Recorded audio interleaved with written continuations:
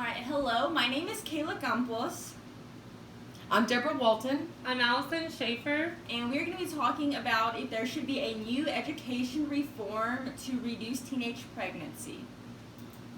All right, today we're going to be talking about the introduction, abstinence-only sex education, comprehensive sex education, open relationships, the effects on families, effects on babies, education, government programs, keeping the baby, adoption, abortion, the plan of action, conclusion, and the sources that we used. The Texas Education Code 28.004 states that the state of Texas does not require any sex or HIV education to be taught in public schools. Yet if a school chooses to teach these topics, it is required to emphasize abstinence until marriage. Teenagers need information and not a lecture. Providing teens with the skills and tools to make healthy decisions about sex and relationships is far more effective than denying them information and simply telling them not to have sex. Alrighty, and we conducted an interview with Jennifer Baker, and she's an FCS teacher, and she taught pregnant teenagers for 9 years. And she said, our school district only teaches abstinence. I believe we need to teach abstinence, but if you're going to do it, have sex, use protection, because just saying don't do it doesn't prevent them from doing it. It doesn't make them not want to do it. If they want to have sex, they're going to do it. They want to have sex, and they're going to find a way to do it. Alright, and Texas was ranked 5 out of 51 states, plus 50 states plus the District of Columbia, with 1 being the highest number. So Texas was ranked 5, the 5th highest to teen birth rates among females ages 13 through 19. And so what is that number? The number of births to females ages 13 to 19 was estimated at 33,144 in Texas during 2015. And during that time, 58.3% of schools in Texas taught abstinence-only programs, while 16.6% have started taking a different approach by teaching abstinence plus programs that still teach abstinence but also discuss honest sex education in pregnancy prevention and sexually transmitted diseases. Alright, so what is abstinence-only sex education?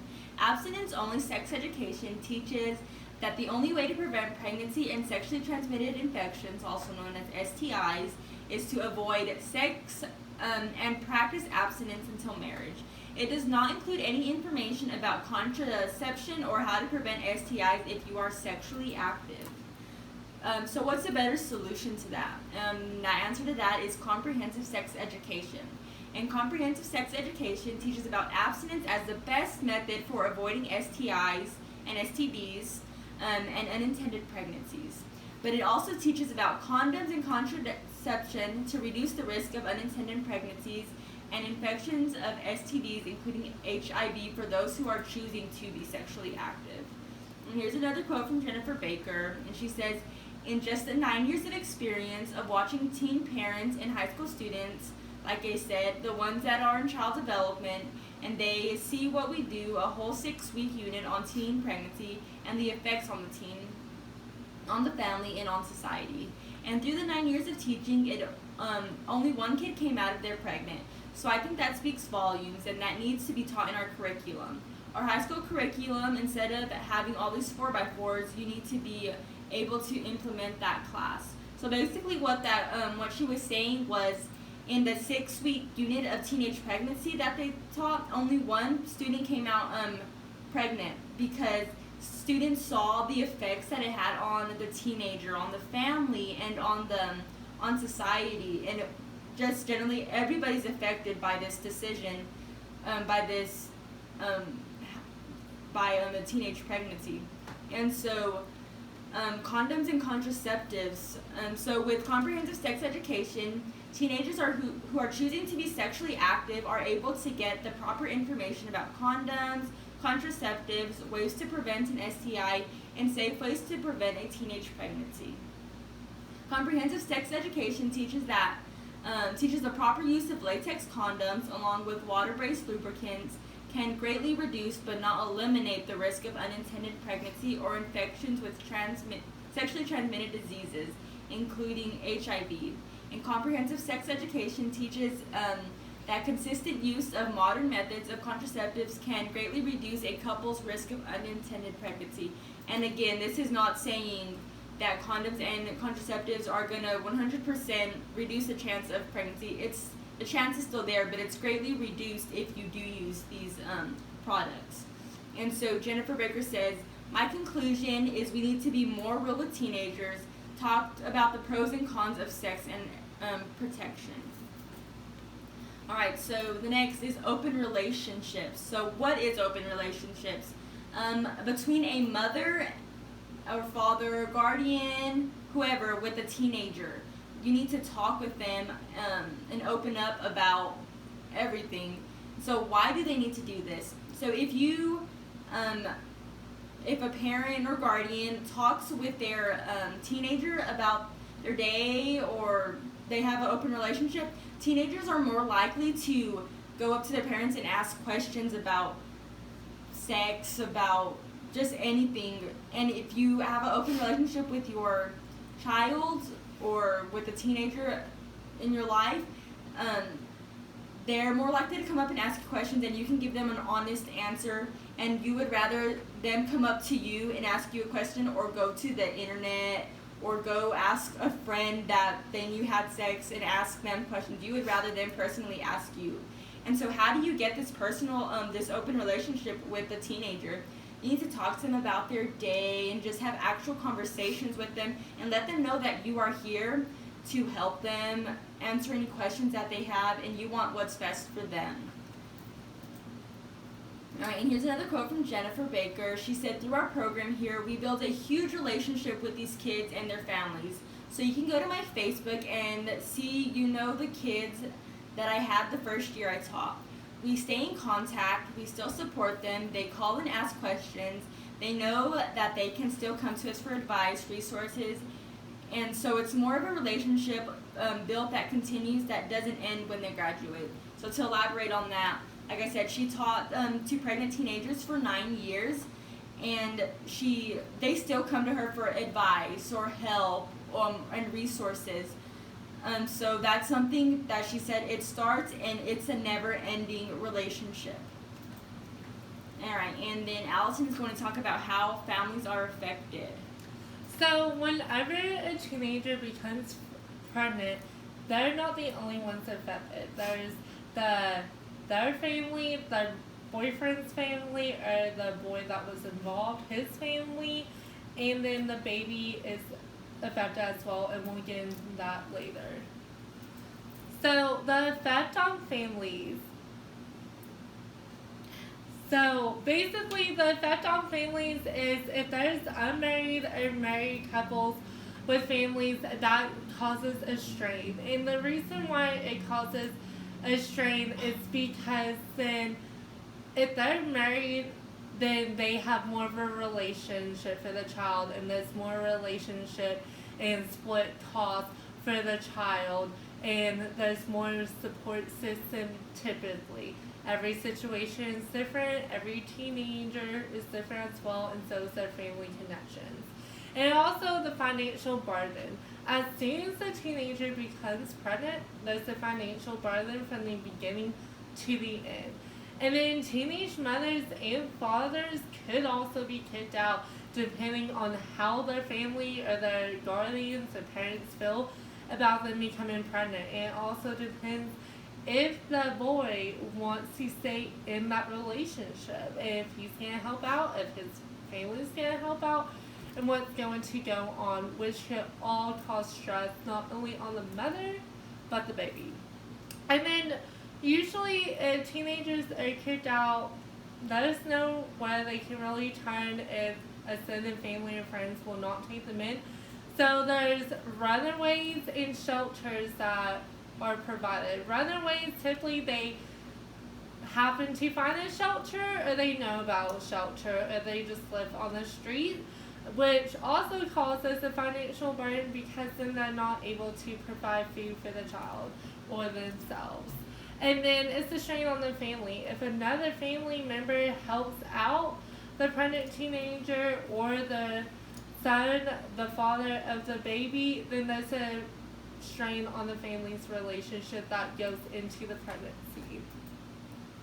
So in 2016, the great majority of teenage births were to unmarried women at 99.8% for teens under age that were 15 and 89% for 15 to 19-year-olds, which is a huge gap. Luckily, there is a fundraiser called the March of Dimes. Many of y'all may have heard of it before. It occurs in November.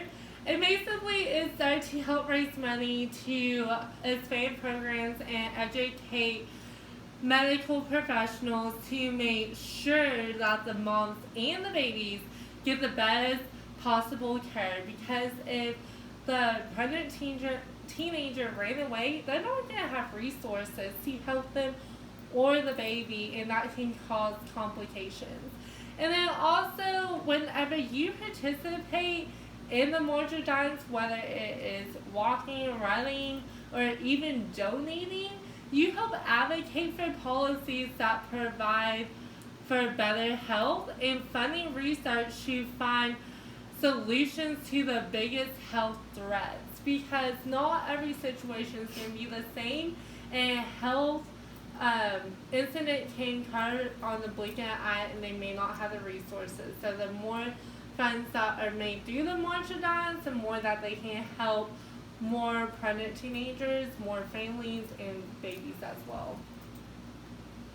So the effect on the baby, we kind of mentioned this previously, but the effect on baby, if the mother is unable to provide for herself, then she's probably not going to be able to have prenatal vitamins, which helps the baby grow and develop. And one example is folate. Folate helps build DNA for the baby, and if the mother isn't able to get an adequate amount, then she won't be able to provide enough nutrition for her child, which can cause premature labor, which has a higher risk of death, unfortunately, or health complications that can go on. And also, the child may not have a place to stay if the mother doesn't either. So they're maybe poor, have poverty, they may be in a low socioeconomic area, which causes into kind of a domino effect. And also the support system. If the mother started out with zero support and continues with that, so will the child, and it causes a strain as they grow older. So that's why we need education for pregnant teenagers, because if they aren't educated, they're not going to know the details of what happens after you have 2 lines on a pregnancy slip. They're not going to know that there are programs out there for them to be helped with, or there are shelters if they are kicked out, because some families will not support that the child's keeping the baby, or even that they're pregnant. So there needs to be more education than just abstinence. Because if the teenager is pregnant, then they didn't practice abstinence, and that education is not providing them with a bright future as it could be. So that means that usually after a teenager becomes pregnant, unfortunately their education kind of comes to a stop for the most part, and it's hard to get back to it. So around the year of 2010, 30% of teenage girls dropped out of high school and failed to return to maintain a degree. And as we all know, today it is very hard to find a job if you do not have a degree that pays well, that has benefits to support you and your family, that has Medicare or anything like that. And that is how to support not only you, but also a child that is growing in you.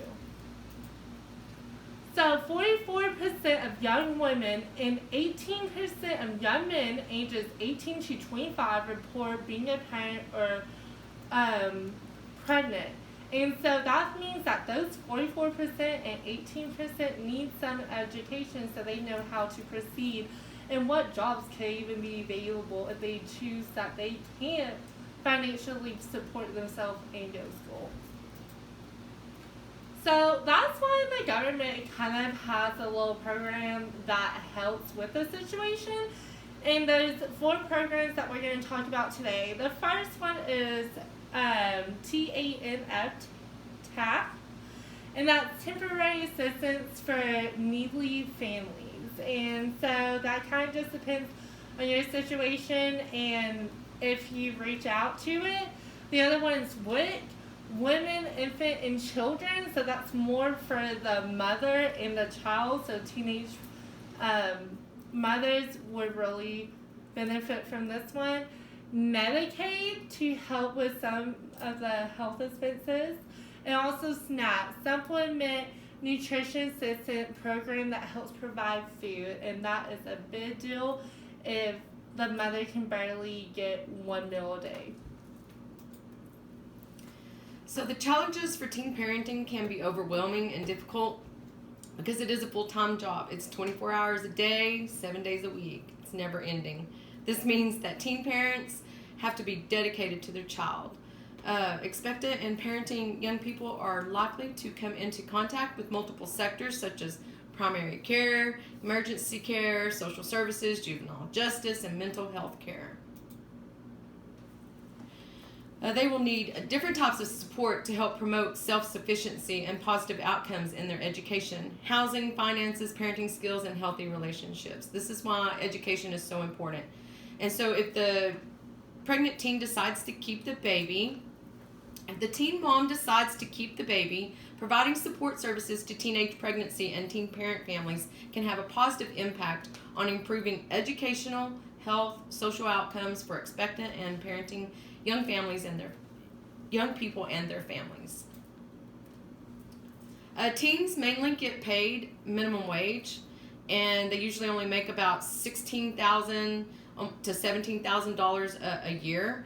The average cost of caring for a child in the first year of life is estimated at $10,158. 2 teenagers raising a child is hard enough, but just think about if the father wasn't involved at all and wasn't helping, the teen mother with any sort of financial help. It is more common that the mother will struggle with raising the child on her own. So it is stated that 80% of the fathers do not marry the teen's mother, and that they also pay less than $800 annually in child support. That is not enough money to even last hardly for a month, much less for a whole year. And so it's really important that for the education for these teens to be telling them about what they need to do to have safe sex practices and not for unintended pregnancies. And so a baby born today is estimated to cost a middle-class family around $170,000 to raise through the age of 17. So teens that work full-time might earn as much as $16,000 annually, which will put them below poverty. So teen parents cannot support themselves or baby without financial help from the government or the family. Financial cost of teen pregnancy for U.S. taxpayers is estimated at $11 billion per year due to an increased health care and foster care, increased incarceration rates among children of teen parents, because usually they're the low socioeconomic class and they're in the poverty, and they don't get the education and the resources are not there available for them. And so this also costs in lost tax revenue and of lower educational attainment and income among teen mothers. So having to parent as a teen can disrupt their education and career goals, affecting potential outcomes of their future. It is estimated that 50% of teen mothers never graduate from high school and less than 2% earn a college degree. Education is extremely important, and without one, many teens will not get far. Not having an education will make it harder for the teen to get a job that pays enough to support the family.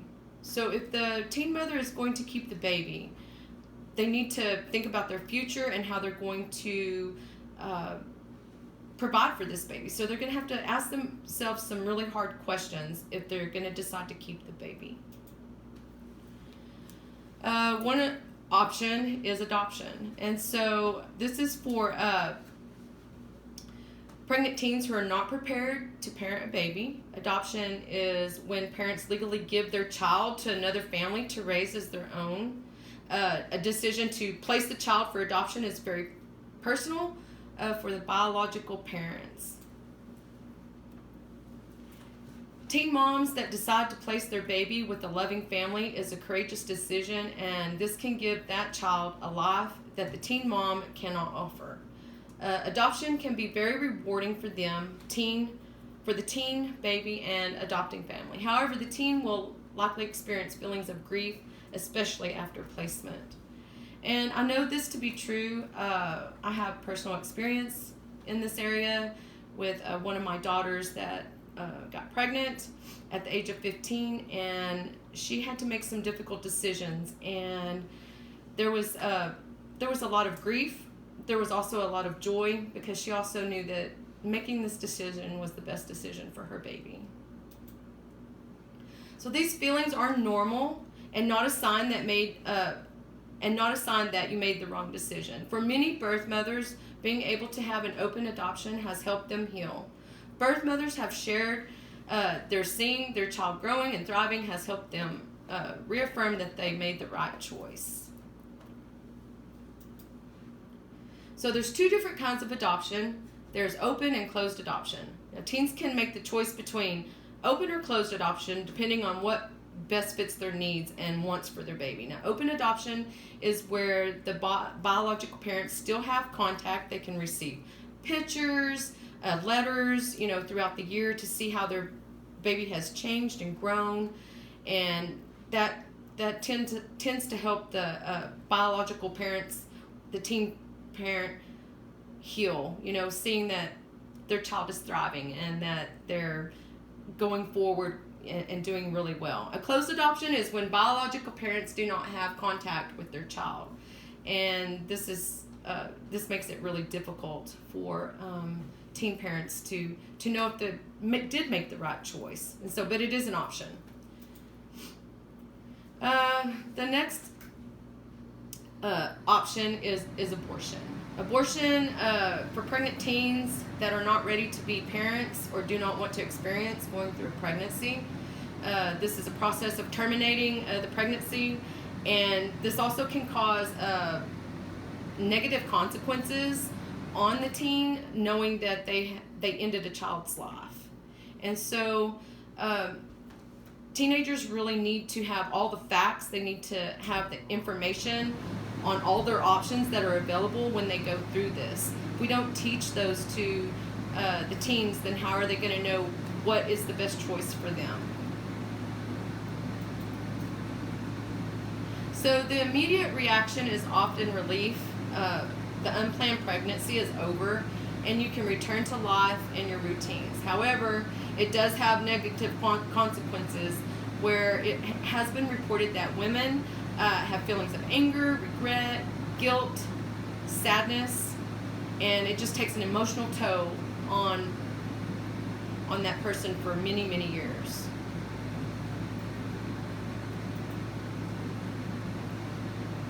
So the financial cost of getting an abortion. Planned Parenthood estimates that in the United States, a medical abortion costs between $300 and $800. And a surgical abortion in the first 12 weeks between $300 and $950.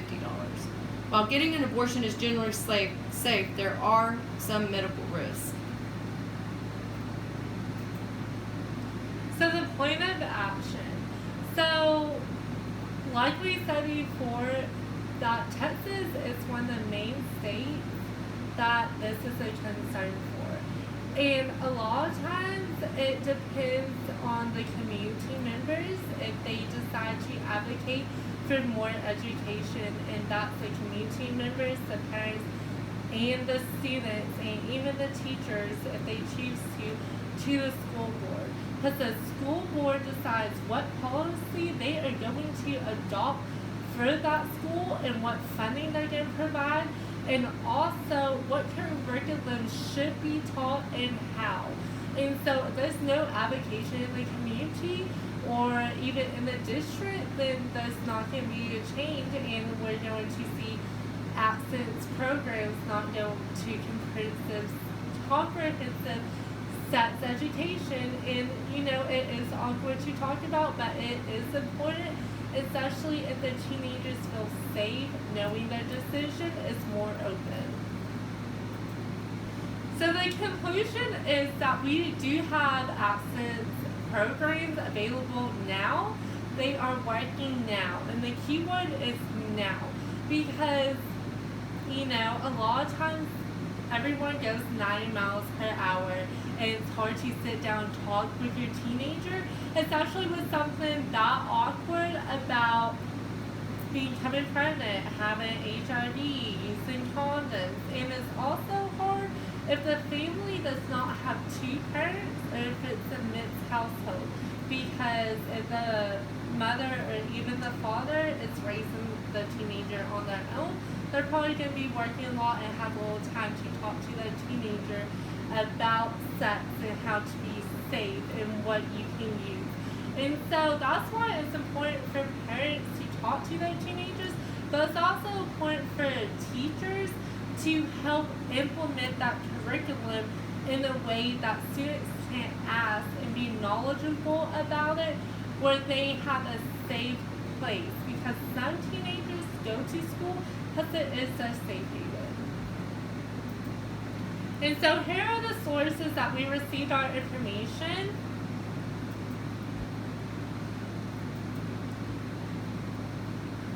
And we hope that this PowerPoint provided enough information of advocating in your community and have school board support for teenagers who have a safe place and know their options. Thank you. We hope you have a good evening. Goodbye.